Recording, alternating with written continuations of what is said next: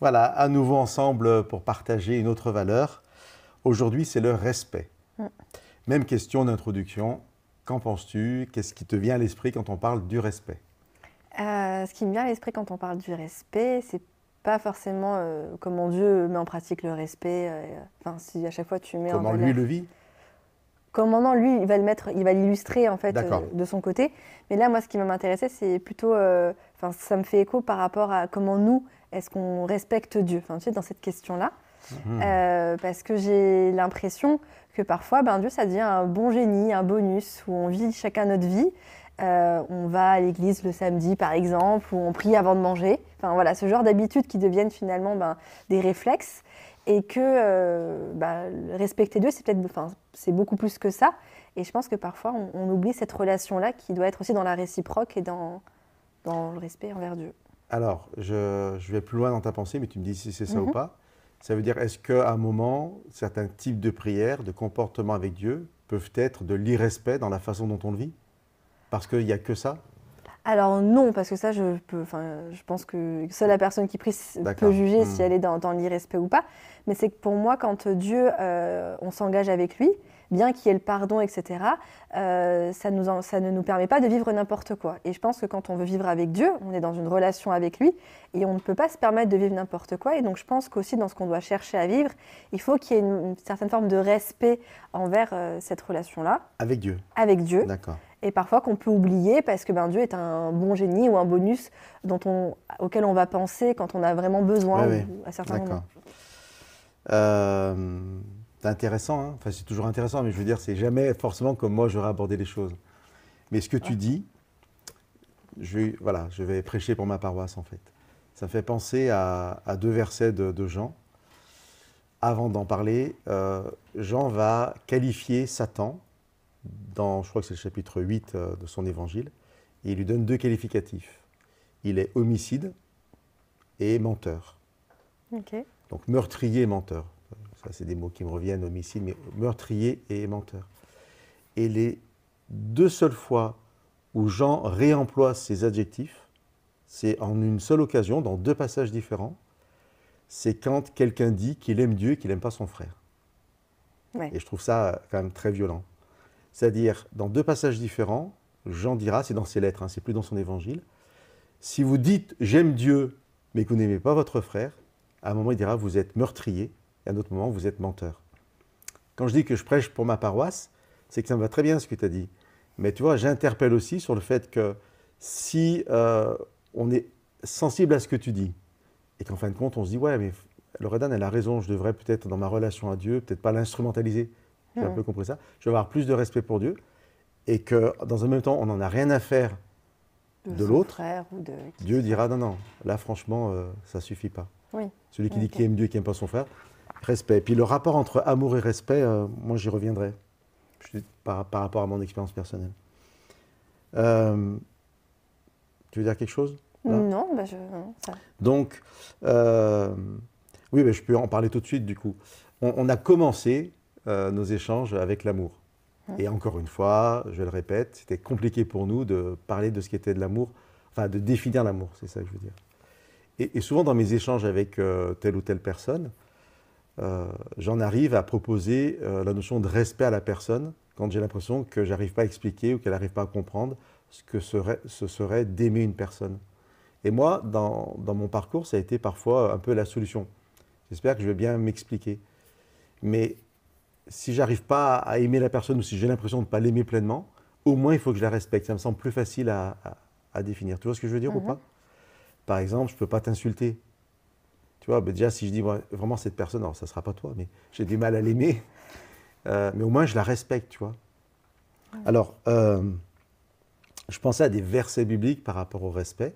Et puis, avant d'en parler, peut-être je reviens encore une fois à ce livret que je montre régulièrement, hein, qui fait partie d'un coffret pour que des groupes puissent parler de ces valeurs en rapport à Dieu. J'ai été assez surpris, mais bon, l'approche était intéressante. Mais eux, ils vont aborder la notion de respect en opposition au péché. Voilà. Ok. En fait, pour eux, le respect, ça va vraiment être euh, ne pas respecter la parole de Dieu, ne pas respecter la loi de Dieu, c'est être dans le péché. Alors ça m'a amené à... Voilà, j'ai pensé, donc je me suis nourri un peu de ça.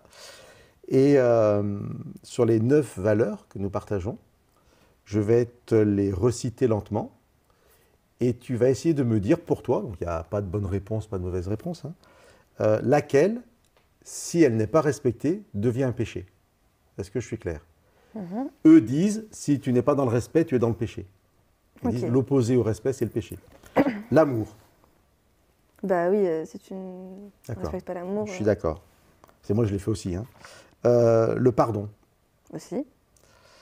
Je regarde ce que j'ai marqué en fait, parce qu'il faut que je suive en même temps. Donc, le pardon, tu dis aussi, c'est ça? Oui. Ensuite, c'était... faut que je le prenne là, parce que j'arrive pas à me relire. Donc, ok. La confiance. Bah, c'est la foi, donc c'est ce que tu disais. Donc, j'ai du mal à voir, ne pas respecter la foi, c'est ne pas avoir la foi. Pour moi, c'est plus compliqué sur ce C'est plus compliqué. Et puis, si tu te rappelles de notre échange, dans Jean 2, Jésus dira, enfin le texte dit, Jésus n'avait pas confiance en eux. Voilà, donc il y a de toute façon un Dieu, cadre où Jésus c'est pas n'a un pas péché. pu pécher. Donc, voilà. Donc, il faudrait... Donc, je trouvais ça intéressant. L'encouragement. Moi, je dirais que ça peut être ne pas le respecter, on ne serait pas dans la volonté de Dieu. Donc, et moi, j'ai mis oui ou non. Parce que, bon, parfois, on ne sait pas faire. C'est moins une évidence. Ouais. J'invite les personnes aussi à écouter ce que tu avais dit sur l'encouragement. C'était très intéressant. Et bon, parfois, on ne sait pas faire, peut-être. Mais ce n'est pas, en tout cas, pas un péché volontaire. La sagesse. J'ai mis non parce qu'on dit aussi que Jésus croissait en sagesse. Donc, il en a moins, il en avait plus. Oui, c'est ça. Et pour moi, c'est la patience. C'est pareil, Est-ce que ne pas être patient, c'est péché? Moi aussi, j'ai mis que je ne savais pas. Le respect. Est-ce que ne pas respecter le respect, c'est... Non, le contraire. Eux, c'est la proposition. Mais moi, je suis assez d'accord, en fait. Je vais expliquer pourquoi. Pas toi, forcément? Si. D'accord. Le don de soi et la justice. Et on n'en a pas parlé. Et la justice, peut-être facile, la justice, parce que le contraire, c'est l'injustice. Et souvent, c'est pas bien, l'injustice. Donc le respect, voilà, je trouvais intéressant à faire parce que ça nous montre aussi que voilà, on ne peut pas aborder forcément toutes les valeurs à un même niveau. Et il y en a, je pense que très clairement, ça nous interpelle à les vivre parce que si on ne les vit pas, on n'est absolument pas dans la volonté de Dieu. Mais par exemple, l'encouragement, ça peut être aussi lié à des dons spirituels. Et moi, si mon ministère, je ne sais pas encourager les gens, peut-être par rapport à mon histoire, par rapport à mes limites, je ne le fais pas, mais ce n'est pas forcément un péché de ne pas le faire si je ne sais pas faire. Enfin, bon. Tout ça, ça se discute, j'en suis entièrement d'accord. Je suis d'accord avec ça, mais bon, c'est comme ça que je le vois. Alors, par contre, il y a un passage que j'aime bien. Alors, j'en ai choisi 2. Le premier, on ne va peut-être pas s'y arrêter trop. C'est Matthieu, chapitre 7, verset 12. « Tout ce que vous voulez que les gens fassent pour vous, vous aussi faites-le de même pour eux. C'est là la loi et les prophètes. » Moi, j'ai envie de dire, c'est là le respect. Pour moi, te respecter, c'est que tu as un vis-à-vis, et j'y reviendrai par l'autre passage. Et si j'ai envie que, par exemple, tu sois poli avec moi, je dois être poli avec toi. Si j'ai envie que parfois tu puisses répondre à une demande que j'ai, il faut aussi que si un jour tu me demandes quelque chose. Pour moi, c'est ça la forme de respect. C'est très personnel. Hein. Je ne sais pas ce que tu en penses.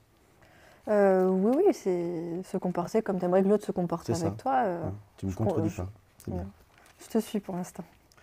L'autre passage que je trouve vraiment très intéressant, c'est une parole de Jésus, déjà chapitre 7 aussi. Hein. Bien sûr, c'est le même long discours dont on a déjà parlé, le sermon sur la montagne. Et là, je suis au chapitre 5 de Matthieu. Et on va lire les versets 21 et 22. Je vais lire les versets 21 et 22. C'est Jésus qui parle. Vous avez entendu qu'il a été dit aux anciens, tu ne commettras pas de meurtre. Celui qui commet un meurtre sera passible du jugement. Mais moi, je vous dis, quiconque se met en colère contre son frère sera passible du jugement. Celui qui traitera son frère de raca, c'est-à-dire de fou, sera passible du Sanhédrin. Celui qui le traitera de fou sera passible de la géhenne de feu. Donc là, il y a raca, passible du Sanhédrin. Celui qui le traitera de fou sera passible de la géhenne de feu. Ce qui m'interpelle, c'est que tout est lié au jugement. Mais dans un jugement, il y a une possibilité de circonstances atténuantes. Ça aussi, on en avait parlé. Hein. Et pour moi, le plus grave dans ces exemples, c'est le premier. Oui, c'est ça. Celui qui commet un meurtre sera passible de jugement. Pour moi, il n'y a rien de plus grave que... Enfin, je vais le dire comme ça. C'est grave de commettre un meurtre. Là, Jésus dit, celui qui commet un meurtre, il passera en jugement. Mais à la limite, je peux dire, je ne sais pas quelle est l'issue du jugement. Oui. C'est vrai, on ne sait pas.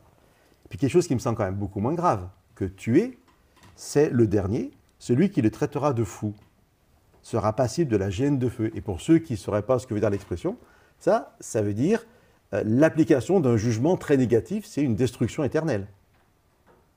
Et dans ce texte, dans ces paroles de Jésus, j'ai l'impression qu'au final, il y a plus de circonstances atténuantes à tuer quelqu'un, mais bon, on va prendre ça avec des pincettes, hein, qu'à le traiter de fou. Tu vois ce que je veux dire? Parce que je trouve que celui qui a tué sera passible du jugement, puis je me dis on peut toujours être acquitté, pourquoi pas. Mais par contre, celui qui aura traité l'autre de fou, carrément il est condamné, quoi. Puisque la géhenne de feu, c'est la destruction par le feu. Alors où est-ce que je veux en venir? Mais l'idée ne vient pas de moi, hein. Par honnêteté, je dis qu'elle m'a été soufflée par quelqu'un. Pourquoi, si je te traite de fou, les conséquences peuvent être très graves? La réponse qui m'avait été donnée, c'est que si je te traite de fou, je suis en train de te dire, si tu n'existais pas, ça ne changerait rien à ma vie. En fait, tu peux rien m'apporter parce qu'en fait, tu es fou, tu es raca, tu vois. Et du coup, en fait, c'est une espèce de meurtre. Puisque si tu disparaissais, ça ne changerait rien à ma vie. Et donc, ce que moi j'entends derrière ça, c'est le respect. C'est que quand je te vois, qui que tu sois, quoi qu'on m'ait dit sur toi, eh bien, tu as de la valeur. Tu vois, tu peux m'apporter quelque chose. Et ça, pour moi, ça serait une façon de définir le respect. Qu'en penses-tu? Est-ce que tu es d'accord avec ça un peu, cette image, ou est-ce que toi, tu l'aurais présenté complètement différemment? Oui, non, moi je suis d'accord et effectivement je pense que c'est reconnaître l'autre dans la valeur qu'il a. C'est aussi pour ça que je trouve que c'est hyper intéressant de se dire que le regard que Dieu pose sur nous, c'est un regard qui voit tout, qui on est vraiment et la valeur qu'on a. Et c'est pour ça que c'est très réconfortant parfois de se dire qu'il a un regard de respect, d'amour et de pas mal d'autres choses aussi sur nous. Et que ça peut être aussi un regard qu'on peut poser sur les autres. Donc je te rejoins et je pense aussi, il n'y a pas forcément... Je sais pas, c'est moi qui m'avance, mais je pense pas qu'il y ait de hiérarchie finalement. Il y a des hiérarchies parce que les impacts ne sont pas les mêmes et les conséquences. Par rapport aux valeurs, c'est ça? Ah non, là-dedans, dans le texte. Par rapport au texte, oui, tu vois, quand tu dis il y a un meurtre ou il y a quelqu'un qui traite de fou, mais que finalement, le fait, c'est que dans ce qu'est l'autre, en fait, tu le dénatures, tu le nies.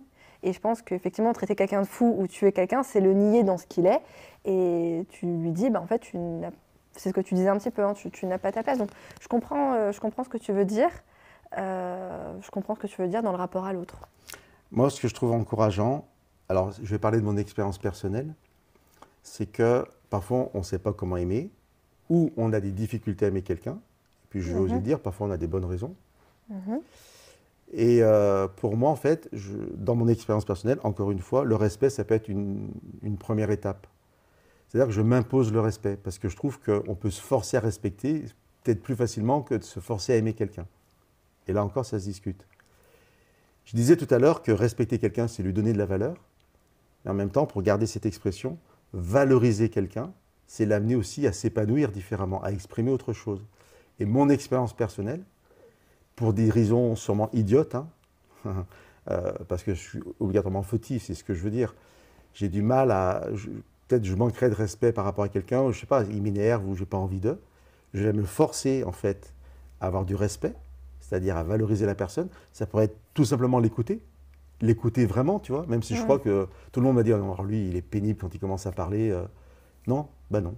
Donc voilà, ça va être ça pour moi le respect. J'écoute la personne et en fait, j'y suis pour rien après, mais si, juste en respectant la personne, elle est valorisée, elle prend de la valeur, elle prend du poids. Et peut-être même ça peut amener à la transformer parce qu'elle voit qu'elle a un vis-à-vis. Tu vois ce que je veux dire ou pas? Et du coup, cette personne, après, elle devient aimable. Alors qu'elle l'était déjà avant, mais c'est moi qui n'étais pas capable de le faire. Mais du coup, mais en fin de compte, cette personne, c'est pas si bête ce qu'elle dit. Au final, j'ai pris le temps de l'écouter. C'était super. Ah, mais j'aurais plaisir à repasser du temps avec elle. Puis après, il y a une sorte d'amitié. Alors voilà, l'amour, c'est plein de choses. C'est pas forcément qu'on va vivre ensemble. Alors, je rebondis sur ce que tu dis. Je suis d'accord que respecter l'autre, c'est le reconnaître en tant que vis-à-vis. Donc, si on ramène ça à Dieu et à nous, finalement, Dieu, si on part du principe que pour chacune des valeurs, il nous respecte aussi, que Jésus était dans le respect, c'est qu'il nous considère aussi peut-être comme des vis-à-vis. Donc, je sais pas, hein, c'est peut-être une ouverture, mais pour moi, c'est un peu mon mot pour les valeurs, mais ça nous engage. Je trouve ça aussi hyper intéressant. Nous, on respecte Dieu. Mais ça veut dire que Dieu aussi, en nous reconnaissant, en nous respectant, bah, ça peut être la notion du libre arbitre, de liberté ou plein de choses, et ça engage aussi. Donc comment est-ce qu'on devrait le respecter? Donc il nous engage, mais l'engagement qu'on va avoir, c'est pas parce qu'il nous a forcés, c'est pas parce qu'il nous a contraints, c'est parce qu'il nous a respectés. Et qu'on le respecte. Et qu'on le respecte en retour. Voilà. Très bonne conclusion. Merci Loana.